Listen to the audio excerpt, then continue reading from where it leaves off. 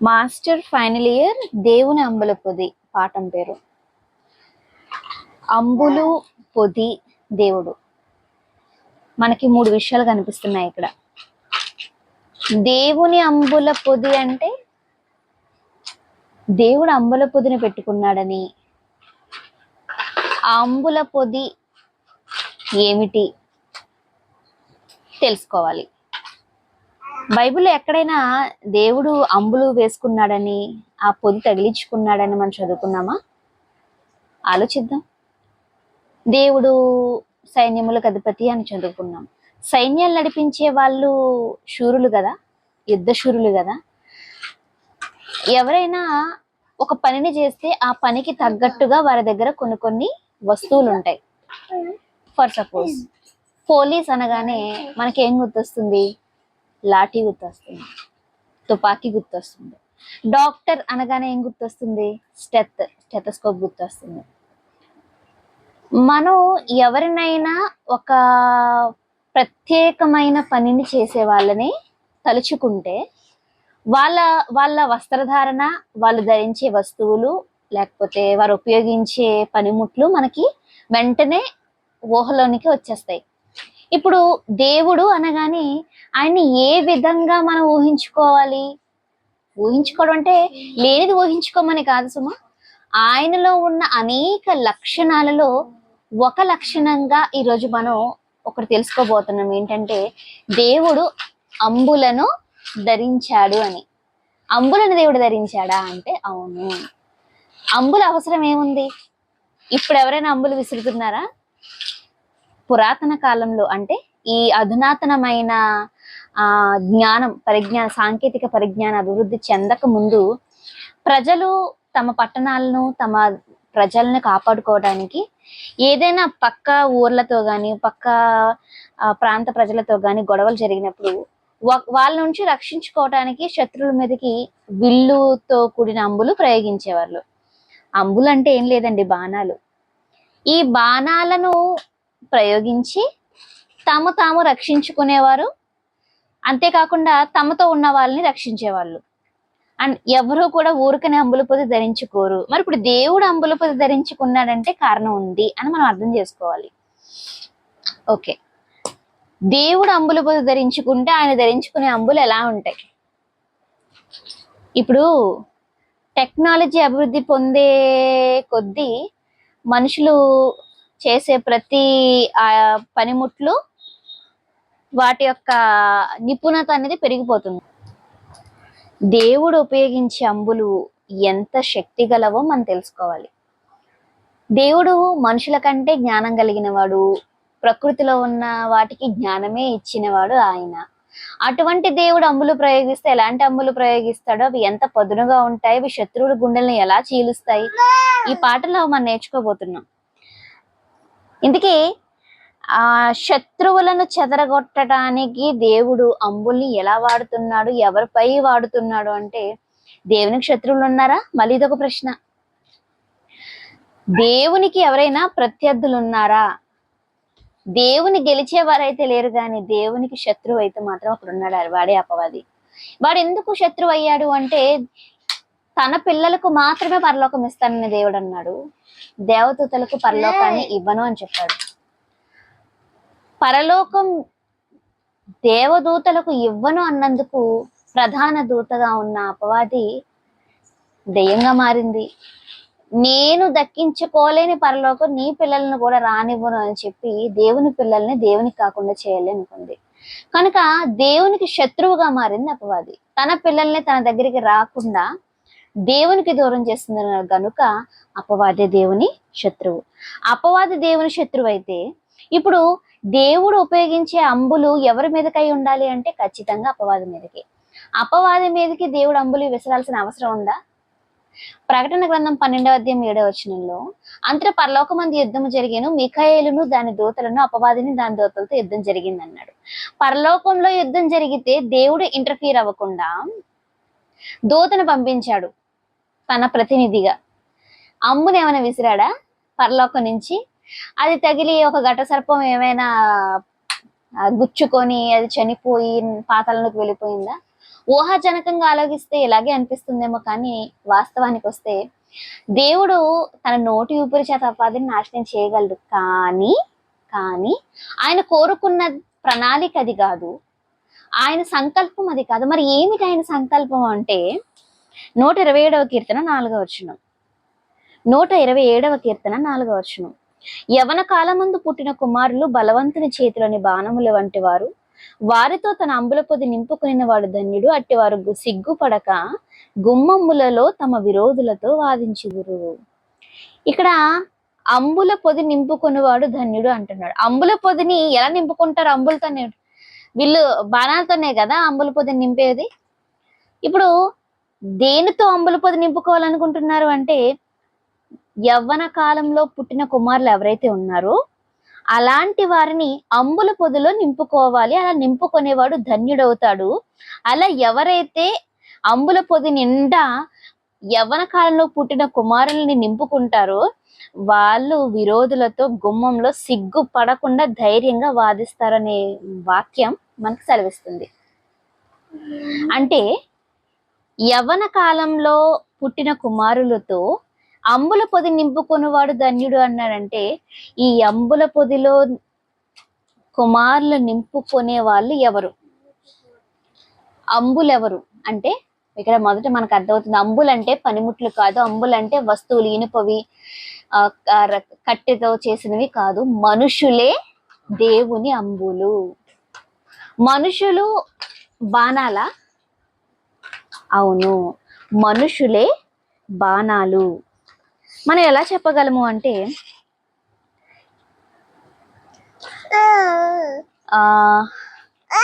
చూద్దాం, చూడండి. యెషయా గ్రంథం 49వ అధ్యాయం 2వ వచనం. యెషయా గ్రంథం 49వ అధ్యాయం 2వ వచనం. నా నోరు వాడిగల ఖడ్గముగా ఆయన చేసి ఉన్నాడు, తన చేతి నీడలో నన్ను దాచి ఉన్నాడు. ఇది బాగా వినండి. నన్ను మెరుగు పెట్టిన అంబుగా చేసి తన అంబుల పొదిలో మూసిపెట్టి ఉన్నాడు. ఎక్కడుంది అంబుల పొది? దేవుని దగ్గర. అంబుల పొదిలో దేవుడు ఎవరిని నింపుకున్నాడు అంటే ప్రవక్త అయిన యెషయా గారిని. ఎలా చేశాడట? మెరుగు పెట్టిన అంబుగా చేసి అని రాయబడింది మనకి.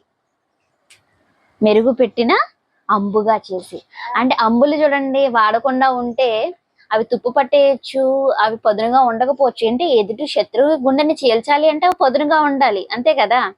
ఇలా కొట్టిన వెంటనే ఆ బాణం కింద పడిపోయింది అనుకోండి, ఏంటి ప్రయోజనం? ప్రయోజనం ఉండదు కదా. ఇప్పుడు దేవుడే మనుషులను అంబుల పొదిలో నింపుకుంటున్నాడని మనకు అర్థమైంది. అలా ఎంతమందిని నింపుకున్నాడు, అది నిజమా కాదా అని మన యెషయా గ్రంథంలోకి వెళ్ళి ఆలోచిస్తే, ప్రవక్త అయిన యెషయా గారిని దేవుడు ఏం చేశాడటండి? మెరుగు పెట్టిన అంబుగా చేసి. అంటే అంబులున్నాయి, అన్ని అంబులు పనికిరావు, మెరుగు పెట్టిన అంబులే పనికొస్తాయి. అంబుల పొదిలో మూసి పెట్టి ఉన్నాడంటే అవసరమైనప్పుడు ఆ అంబుని తీస్తాడు, అవసరమైనప్పుడు ఆ అంబుని ప్రయోగిస్తాడు అని మనకు అర్థమవుతుంది. ఇంకొక మాట కూడా చూద్దాం. కీర్తనల గ్రంథం 64వ అధ్యాయం 7వ వచనం. 64వ కీర్తన 7వ వచనంలో, దేవుడు బాణములతో వారిని కొట్టును, వారు ఆకస్మికముగా గాయపరచబడుదురు. అంటే దేవుడు మనుషుల్ని కొడతాడా? అదేంటి, శత్రువు అయిన అపవాదిని కదా కొడతాడంటే, అవును అపవాదిని. కానీ అపవాది ఏం చేసింది అంటే, అది నేరుగా మనుషులపై దాడి చేయటం లేదు, మనుషులని తన వైపు వశం చేసుకొని, ఒక ఇస్కరియోతు యోధాని ఎలాగైతే తన వశంలో చేసుకొని చేయవలసిన ఘోరాలు ఎలాగైతే చేసిందో, అలాగే మనుషుల మీదకి అపవాది ఏం చేస్తుంది అంటే రెచ్చగొడుతుంది, వారిని శత్రువులుగా మారుస్తుంది. అలాంటి వారిని దేవుడు ఏం చేస్తాడు?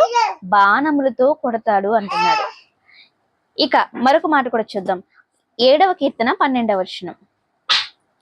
7వ కీర్తన 12వ వచనం. ఒకడును మల్లని ఎడల ఆయన తన ఖడ్గమును పదును పెట్టును, తన విల్లు ఎక్కువ పెట్టి దాన్ని సిద్ధపరిచి ఉన్నాడు. అంటే అంబులు ఉన్నాయంటే ఆటోమేటిక్ గా చేతిలో ఏముందని అర్థం? విల్లు. కత్తి ఉందండి, కత్తిని ఎలా పెడతారు? ఎవరైనా సరే వరలో పెడతారు. కత్తిని పెట్టడానికి వర కావాలి, అది దాని పని అయిపోయిన తర్వాత మళ్ళీ దాన్ని వరలో పెట్టేస్తారు. ఇప్పుడు అంబులు ఉన్నాయి, అంబుల పొదిలో మూసి పెట్టాడు, కానీ సమయం వస్తే ఆయన ఏం చేస్తాడు? అంబుల పొదిలో మూసి పెట్టున్న బాణాన్ని తీసి విల్లు ఎక్కువ పెడతాడు.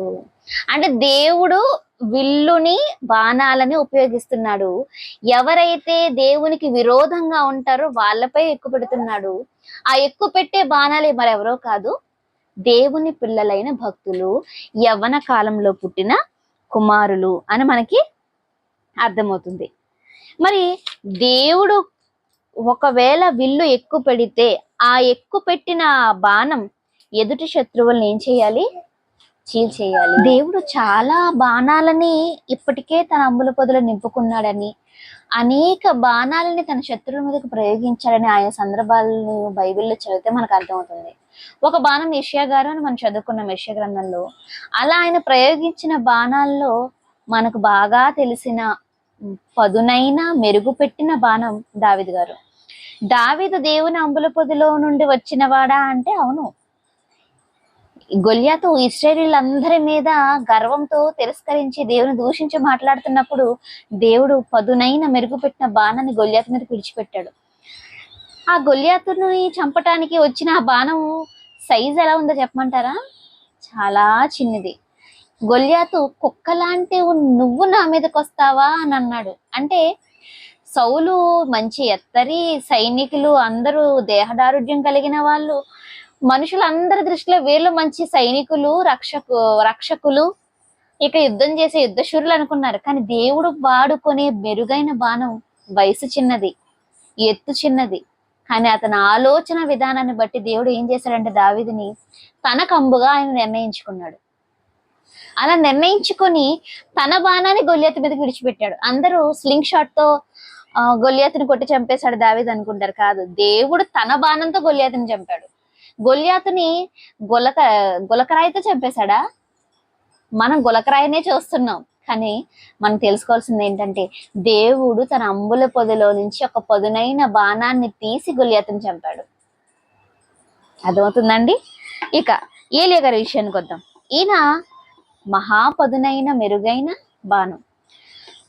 దేవునిని ఎవరైతే తిరస్కరించారో వాళ్ళందరినీ హతం చేసేసాడండి. చాలా రోషం గల ప్రవక్త ఏలియా గారు. అందరూ బయలుకు మోకాళ్ళు ఉన్నారేమో గాని ఈయన మాత్రం నేను బయలుకు మోకాల్లోనో యెహోవా కోసం నేను రోషం గలవాడిని నుండిపోతాను, చావనైనా చేస్తాను అనుకుని రోషంగా మిగిలిపోయాడు. ఆయన అలా ఉండడమే కాదండి, ఏ దేవుడు నిజమైన దేవుడో మీకు చూపిస్తా అని తనకు శత్రువైన యెజెబెలు ఎవరినైతే దొంగ ప్రవక్తల్ని, బయలు ప్రవక్తల్ని పెట్టిందో ఇంచుమించు 400 మంది ప్రవక్తల్ని చంపేశాడండి. ఎలా చంపేశాడు? కత్తివాత హతం చేసేసారు. కిద్రోను వాగు దగ్గర అనుకుంటున్నా నేను. అది ఎవరిని తప్పించలేదు, అందరిని ఒక్కరిని కూడా తప్పించుకోకుండా చేయాలనుకున్నాడు. చూసారా ఎంత తెలివిగా దేవుని శత్రువులను ఏలియా గారు హతం చేశారు. అంటే ఏలియా గారు పదునైన బాణమేనా? దేవుని అంబుల పొదిలో ఆయన మూసి పెట్టుకున్న బాణమేనా ఏలియా గారు? అవును. అంటే దేవుడు బాణాలతో మనుషులు కొట్టడం అంటే ఎంతసేపు కంటికి కనిపించే వాటినే చూస్తున్నారు. దేవుడు అంబుల పొది ధరించుకున్నాడంటే ఆయన టెక్నాలజీ రాదా? గన్నులు లేవా? మిజైల్స్ లేవా? ఎన్ని లేవు? ఆయన ఎక్కడో వెనకబడి ఉన్నాడు అనుకోకండి. మనుషులే ఆయన ప్రయోగించే బాణాలు. శత్రువులకు విల్లెక్కు పెట్టడం అంటే దేవుని కొరకు ప్రతినిధిగా, దేవుని తరపున ఒక వాడి అయిన బాణంగా శత్రువుని చేల్చడానికి మనమే వెళ్ళాలి. అలా ఒక్కొక్క తరానికి ఒక్కొక్కరిని 10 మందిగా 20 మందిగా దేవుడు వాడుకున్నాడు. అందరి పేర్లు బైబిల్లో రాసి ఉండకపోవచ్చు, కానీ చాలా మంది శూరులే ఉన్నారు. అంతెందుకండి, దావీదు గారు ఒక రాజు, ఇశ్రాయేలు దేశానికి రాజు. ఆ రాజు దగ్గర ఇంచుమించు 30 మంది బలాఢ్యులు శూరులు ఉన్నారు. వారిలో ఒక్కొక్కరి గురించి దేవుడు ప్రత్యేకంగా వాళ్ళ గురించి రాయించాడు. ఒకరేమో కత్తి పట్టుకొని యుద్ధం చేస్తుంటే ఆ కంటిన్యూగా చంపటం వల్ల చెయ్యి తిమ్మిరి పట్టేసి ఆ తిమ్మిరితో కత్తి చేతికి అంటుకుపోయి ఇక చంపుతూనే ఉన్నాడట. అది దినవృత్తాంతాల గ్రంథంలో ఉంటుంది. అంటే ఏంటి, ఇలాంటి శూరులు ఉన్నారా? అవును. అంటే మన చేతిలో బలమైన ఆయుధం ఉన్నప్పుడు ఎదుటివాడు ఎంత తోడైనా గాని మనం మట్టిని కరిపించవచ్చు అంటారు కదా. ఇప్పుడు దేవుని చేతిలో బలమైన అంబుగా మారాలి అంటే మనమే మారాలి. మనకంత టాలెంట్ ఉందా? దావీదుకి ఏం టాలెంట్ ఉందని గొల్లియాతుని చంపించాడు? యుద్ధాభ్యాసం చేసినవాడా? అసలు యుద్ధానికి వెళ్ళే వాళ్ళందరూ వేసుకునే ఆర్మర్స్ అన్ని వేసుకోమంటే, యుద్ధ సైనికులు వేసుకునే కిరీటం పెట్టుకోవయ్యా, డాలు కట్టుకోవయ్యా అంటే అన్ని వేసుకుని, బాబోయ్ నాకు అలవాట్లేదు, నేను వెళ్ళను, నేను యెహోవా పేరుతో వెళ్తానని చెప్పాడు. అంటే దేవునికి కావాలి అనుకుంటే ఆయన ఎలాంటి వాళ్ళైనా వాడుకుంటాడు. కానీ ఒక కండిషన్ ఉంది, ఏంటంటే అతను ఖచ్చితంగా యెహోవాను ప్రేమించిన వాడై ఉండాలి, ఆయన కొరకు రోషము కలిగిన వాడై ఉండాలి. ఇప్పుడు దావీదు గారు గొల్లియతు మీదకి ఎందుకు వెళ్ళాడండి? పేరు కోసం వెళ్ళాడా, లేదా సౌలు కుమార్తెను వివాహం చేసుకోవడానికి వెళ్ళాడా? దేనికి వెళ్ళాడు? నువ్వెవరు జీవము గల యెహోవాను తిరస్కరించడానికి? అంటే యెహోవాను నువ్వు తిరస్కరిస్తున్నావు, యెహోవాను దూషిస్తున్నావు, దేవునికి నువ్వు శత్రువుగా మాట్లాడుతున్నావు కాబట్టి నేను నీ మీదకి వస్తున్నానని చెప్పి వెళ్ళాడు దావీదు.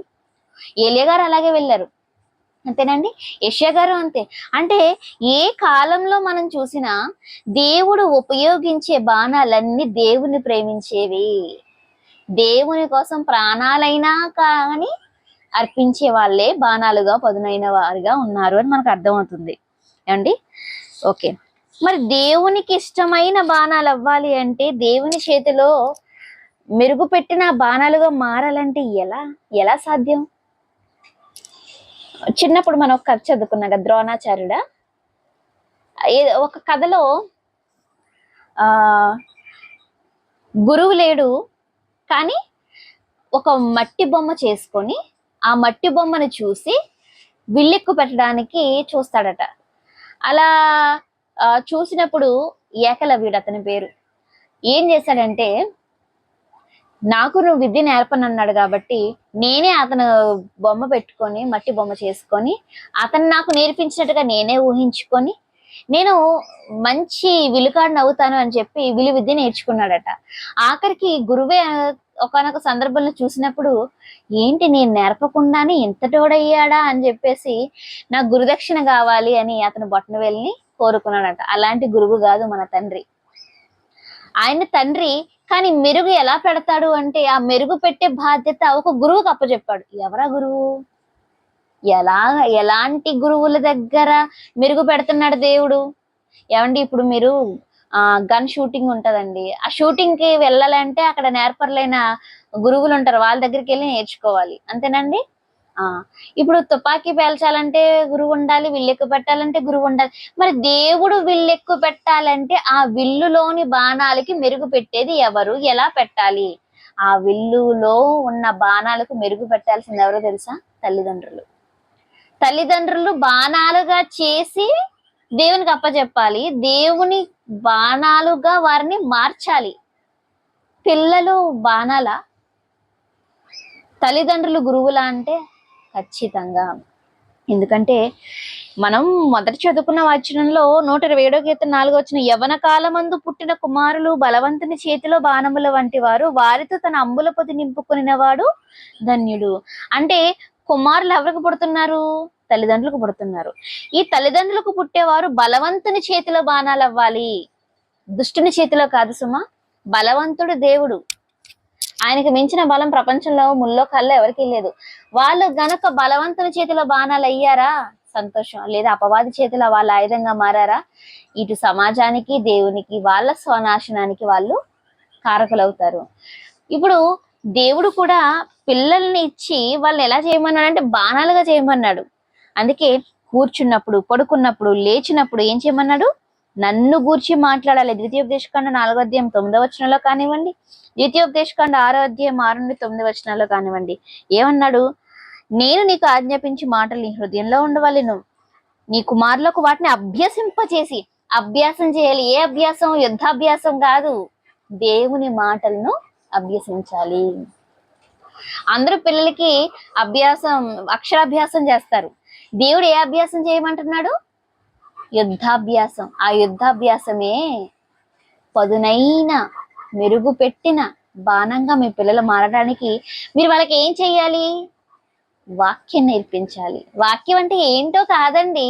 వాక్యం అంటే ఆశీర్వాదాలు, దేవుడి లోకం ఎంతో ప్రేమించని, ఇవి కాదు. వాక్యం నేర్పటం అంటే దేవుని మనసును చెప్పటం. దేవుడు ఎలాంటి పరిస్థితుల్లో ఆయన ఎలా ఉంటాడు, ఏ కాలంలో ఎలా ఉన్నాడు, ఆయన మనసు ఎలా ఉంటుంది, ఏం చేస్తే ఆయన ఎలా స్పందిస్తాడు, ఇవన్నీ పిల్లలకి నేర్పమంటున్నాడు. అంతేగాని ఒక్క 2 2 2 4 అని కంఠస్థం చేయమని కాదు అర్థం. నువ్వు కూర్చున్నప్పుడు, లేచినప్పుడు, పడుకున్నప్పుడు, త్రోవ నడిచినప్పుడు మాటలాడవలెను, అభ్యసింప చేయవలెను.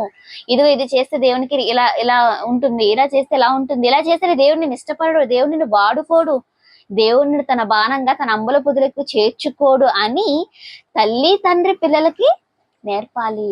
అంటే ట్రైనర్స్ ఎవరు అవ్వాలి? తల్లిదండ్రులు అవ్వాలి. ట్రైనర్స్ కి ఎంత టాలెంట్ ఉంటే పిల్లలకు నేర్పగలరు? ఆలోచించండి. టీచర్కే రావనుకోండి, టీచర్ 10th క్లాస్ పాస్ అవ్వకుండా ఫెయిల్ అయిన టీచర్ని ఎవరైనా టీచర్ గా పెట్టుకుంటారా స్కూల్లో? ఏమండి, పెట్టుకుంటారా? 10వ తరగతి ఫెయిల్ అయిన వాళ్ళని ఎవరైనా స్కూల్లో, కాలేజీలో లెక్చరర్స్ గా, పిల్లలకి ట్రైనింగ్ ఇచ్చే ట్రైనర్స్ గా పెట్టుకుంటారా? పెట్టుకోరు కదండి. అంటే ఇప్పుడు పిల్లలు మెరుగైన బాణాలుగా తయారవ్వాలంటే ముందు ఎవరికి శిక్షణ అవసరం అంటే తల్లికి తండ్రికి అవసరం. ఈ రోజు ఎంతమంది తల్లిదండ్రులు వాక్యంలో, అభ్యాసంలో ముందున్నారు చెప్పండి? వివాహం చేసుకోవడానికి వయసు వచ్చిందా లేదా, ఉద్యోగం ఉందా లేదా, సెటిల్ అయ్యారా లేదా, తెల్లగా ఉన్నారా నల్లగా ఉన్నారా, వెనక ఆస్తులు ఉన్నాయి, ఇవి చూస్తున్నారే గాని దేవుని అంబుల పొదిని నింపాలి అంటే నేను వివాహం చేసుకోవాలి, నేను వివాహం చేసుకునే సమయానికి నేను మెరుగైన బాణాలను తయారు చేసే శిక్షణను పొందుండాలని ఎంతమంది యవ్వనులు ఆలోచిస్తున్నారు? ఎందుకంటే యవ్వన కాలంలో పుట్టిన కుమారులు కదా బలవంతుని చేతిలోని బాణాలు.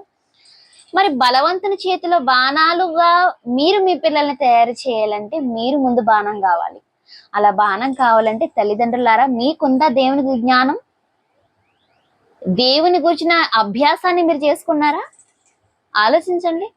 నేను లేను కదా నా పిల్లల్ని చేయాలని ఎంతో మంది ఆశిస్తున్నారు, వాళ్ళకి నేర్పిస్తున్నారా? నేను డాక్టర్ అవ్వలేదు కాబట్టి నువ్వు అవ్వు నాయనా, నేను ఇది చేయాలనుకున్నాను కానీ నేను కాలేకపోయాను, నువ్వు ఇది చేయని లోక సంబంధమైన విషయాల్లో పిల్లల్ని పురికొల్పుతున్నారే కానీ నేను చదువుకోలేదయ్యా, నాకు దేవుని గురించి తెలియదు, నువ్వైనా దేవుని కోసం కష్టపడు, నువ్వైనా దేవుని కోసం చేయని ఎంతమంది తల్లిదండ్రులు పిల్లలకి నేర్పుతున్నారు? సామెతల గ్రంథం 22వ అధ్యాయం 6వ వచనంలో బాలుడు నడువవలసిన త్రోవను వానికి నేర్పుము, వాడు పెద్దవాడైనప్పుడు దాని నుండి తొలగిపోడు. అంటే త్రోవ నేర్పించాలి అంటే ముందు త్రోవ తెలిసి ఉండాలి కదా. మరి త్రోవ తెలిసిన తల్లిదండ్రులుగా మీరుంటే మీ పిల్లలకి మీరు త్రోవ నేర్పగలరు. ఒకవేళ మీకు త్రోవ తెలిసినా కానీ మీ పిల్లలకి నేర్పలేకపోతున్నారా? జాగ్రత్త, ప్రమాదంలో ఉన్నారు. ఎందుకంటే ఎలాంటి వాళ్ళనే మీరు గమనించండి. ఒక డాక్టర్కి పిల్లలు పుట్టారనుకోండి, ఖచ్చితంగా వాళ్ళకి ఫస్ట్ ఎయిడ్ నేర్పిస్తారు, సిపిఆర్ నేర్పిస్తారు. సిఆర్పి అంటారు కదా. అంటే వాళ్ళు కొన్ని కామన్ గా వాళ్ళు ఇదిగో నాన్న ఇదైతే ఇది ఇలా చెయ్యాలి అని చెప్పి వైద్యులు తమకు పుట్టిన పిల్లలకి కొన్ని ఫండమెంటల్స్ అనేవి నేర్పుతారు. ఎందుకు? వాళ్ళని వాళ్ళు రక్షించుకోవటానికి కొంత జ్ఞానం అవసరం. మరి ఇప్పుడు పరలోకం వెళ్ళాలి అంటే ముందు శత్రువుని ఎదుర్కోవాలి. ఆ శత్రువే అపవాది వేసే అగ్ని బాణాల నుంచి రక్షించుకోవాలంటే మీ పిల్లల్ని ఏం చేయాలి? వాళ్ళని రక్షించుకోవటానికి ఫస్ట్ నేర్పాలి, ఆ తర్వాత ఎదుటి వారిని రక్షించుకోవడానికి నేర్పాలి. ఏంటి, అపవాదితో మీ పిల్లలు యుద్ధం చేయాలా? అదేంటి, పరలోకంలో మిఖాయిలతో ఆల్రెడీ యుద్ధం జరిగింది కదా, అపవాది ఓడిపోయాడు కదా, ఇంకా ఆ యుద్ధం గురించి ఆలోచించకూడదండి. దేవుడు ఏం చెప్తున్నాడో తెలుసా? అపవాది ఏం ఉపయోగిస్తుంది? అగ్ని బాణాలని ఉపయోగిస్తుంది. బైబిల్లో మాట రాయబడింది కదండి. ఎక్కడ రాయబడింది ఆ మాట అంటే ఎఫెసీ పత్రికలో చూడండి.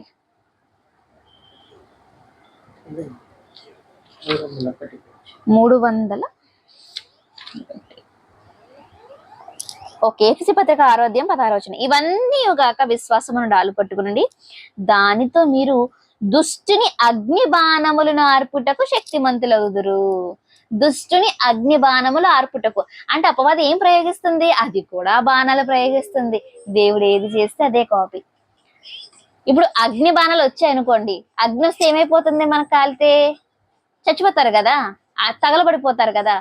పురాతన కాలంలో వాళ్ళు ఏం చేసేవారంటే, శత్రువులు అందరూ పడుకున్నప్పుడు, అప్పుడు ఈ డాబాలు లేవు కదండి, బిల్డింగ్లు, కాంక్రీట్లు లేవు కదా, వాళ్ళు గుడారాలు, డేరాలు, చిన్న చిన్న ఇంట్లో ఉండేటప్పుడు వాళ్ళు బాణాలకి అగ్ని ముట్టించి ఒకేసారి ఊరంతటి మీదకి అగ్ని బాణాలు విసిరితే ఆ ఇల్లు తగలబడిపోయేవి, మనుషులు కాలిపోయేవారు. అలాగా అపవాది ఏం చేస్తుంది? మనుషులైన మన మీదకి అగ్ని బాణాలు విసురుతుంది. ఏ ఇంట్లోనైనా అగ్ని బాణాలు విసురుతున్నట్టు గాని, మనుషులు కాలిపోతున్నట్టు గాని మనకు కనిపిస్తున్నారా అండి? అగ్ని బాణాలు దుష్టుడు ప్రయోగిస్తే ఇల్లు అంటుకుపోవాలి, మనుషులు కాలిపోవాలి కదా, కానీ మన కళ్ళకు అలా కనిపించట్లేదు. ఇది కంటికి కనిపించే అగ్ని బాణాలు కాదు. ఆ అగ్ని బాణాలు ఎవరి మీదకైతే అపవాది విసురుతుందో వాళ్ళు కాలుతూ కాలుతూ నిత్యాగ్ని గుండంలో కాలిపోతూనే ఉంటారు. అలా కాలిపోకుండా వాళ్ళు తమను తాము రక్షించుకోవాలి అంటే, అగ్ని బాణాలని ఆర్పాలంటే సెల్ఫ్ ప్రొటెక్షన్ అవసరం, ఆ తర్వాత పీపుల్ ప్రొటెక్షన్. ఇప్పుడు ఎంత బాధ్యత తల్లిదండ్రుల మీద ఉంది, ఎంత బాధ్యత పిల్లల మీద ఉంది. యుద్ధం జరుగుతుంది అంటే అసలు ఎవరైనా ప్రశాంతంగా ఉండగలరా? గ్యాస్ ఆగిపోయిందండి, రబ్బర్ ఆగిపోయిందండి, మా గ్యాస్ దొరకట్లేదండి, పెట్రోల్ పెరిగిపోతుందని. ఎక్కడో యుద్ధం జరిగితే ఆ లాస్, ఆ నష్టం మనం ఇక్కడ అనుభవిస్తున్నాం కదా. అసలు యుద్ధం, నిజమైన యుద్ధం, అసలైన యుద్ధం మన మీద, మన పిల్లల మీదే జరుగుతుంది. అపవాది దుష్టుడు అగ్ని బాణాలు మనపై ప్రయోగిస్తున్నప్పుడు వాటికి కాలిపోయి బలైపోయి నరకానికి వెళ్ళిపోయే స్థితిలో చాలా మంది ఉన్నారు. కానీ ఆ విషయం వాళ్ళకి అర్థం కావట్లేదు. అర్థమయ్యేలా ఎవరు చెప్పాలి? తల్లిదండ్రులు చెప్పాలి. మరి తల్లిదండ్రులకే వాళ్ళు కాలిపోతున్నాం అనే విషయం తెలియలేనప్పుడు తమ పిల్లల్ని ఎలా రక్షించుకోగలరు? అంటే అందరూ ఎలా ఉన్నారు తెలుసా? కోమాలో ఉన్నారు, స్పృహలో లేరు. స్పృహ ఉంటే తమ పిల్లలకి చేతులు కాళ్ళు కాలుతున్న తల్లిదండ్రులతో ఓర్చుకోగలరా? ఓర్చుకోలేరు. కానీ తమ పిల్లలు కూడా కాలిపోతున్నారు, వాళ్ళు కూడా నరకానికి వెళ్ళడానికి సిద్ధపడుతున్నారు, అయినా కానీ తల్లిదండ్రుల చలనం లేదంటే వాళ్ళు ఎలా ఉన్నారు? నిద్రాన స్థితిలో ఉన్నారు, స్పృహలో లేరు. కానీ దేవుడు ఎంత బాధపడుతున్నాడో తెలుసా అండి?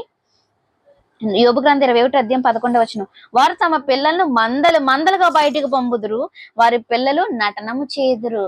ఏంటి దేవుడు ఎలా ఉండాలన్నాడు? పిల్లల్ని మెరుగైన బాణాలుగా ఉండాలి, వారితో సిగ్గు పడకుండా యెహోవా కోసం వాదించాలి అనుకున్నాడు. కానీ వీళ్ళు ఏం చేస్తున్నారు? బిజీగా బ్యాచ్లు గ్రూపులు మందలు ఎక్కడికి వెళ్ళిపోతున్నారు? యాక్టింగ్ చేయడానికి. ఈరోజు ఎంతమంది చిన్న పిల్లలు కూడా అసలు వాళ్ళకి అవార్డులు వస్తున్నాయండి. దేంట్లో? నటనలో. దేవుడు దేంట్లో రావాలనుకున్నాడు? ఎవరైనా చూడండి, దావీదు నువ్వెవరివి జీవము గల యెహోవాను దూషించడానికని గుమ్మంలో కదా దేశ పొలిమేరలో నుంచొని యుద్ధం చేస్తాడు. కానీ ఈ రోజు ఎవరైనా చంటి పిల్లల నోట్లో గాని చిన్న పిల్లల నోట్లో గాని దేవుని మాటలు వినబడుతున్నాయి? అసలు యుద్ధం సంగతి తర్వాత దేవుని కోసం మాట్లాడగలుగుతున్నారా? దేవుని కూర్చిన కనీస జ్ఞానం ఎవరికైనా నేర్పుతున్నారా అంటే లేదండి.